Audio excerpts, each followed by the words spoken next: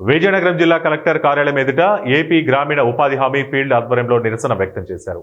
ఈ సందర్భంగా తెర్లా మండలం ఫీల్డ్ అసిస్టెంట్స్ మీడియాతో మాట్లాడుతూ గత 3 నెలలుగా కాంట్రాక్ట్ రెన్యువల్ చేయలేదని, జీతాలు కూడా చెల్లించలేదని తెలిపారు. ఎప్పటికైనా స్పందించి సమస్యలు పరిష్కరించాలని కోరుతూ జిల్లా కలెక్టర్ పీడీలకు వినతిపత్రం అందించినట్లు వెల్లడించారు.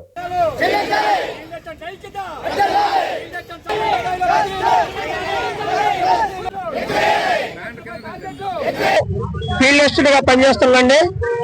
ఈ రోజు విజయనగరం కలెక్టర్ ఆఫీస్ కింద చేతులు రావడం జరిగిందంటే గత 3 నెలలుగా మా కాంట్రాక్ట్ రెన్యువల్ చేయలేదు, అదే మాదిరిగా మాకు జీతాలు కూడా చెల్లించలేదు. కావున ఈ రోజు గౌరవ కలెక్టర్ గారికి, గౌరవ ప్రాజెక్టు డైరెక్టర్ పీడీ మేడం గారికి మేము వినతి పత్రం ఇవ్వడం కోసం ఈ కలెక్టర్ ఆఫీస్ రావడం జరిగింది. జిల్లాలో ఉన్న ఫీల్డ్ అసిస్టెంట్లు అందరూ కూడా అన్ని మండలాల నుంచి, అన్ని గ్రామ పంచాయతీల నుంచి మా కడుపు మంట ఎవరు తీర్చట్లేదనే ఆవేదనతో మేము ఇక్కడికి రావడం జరిగింది.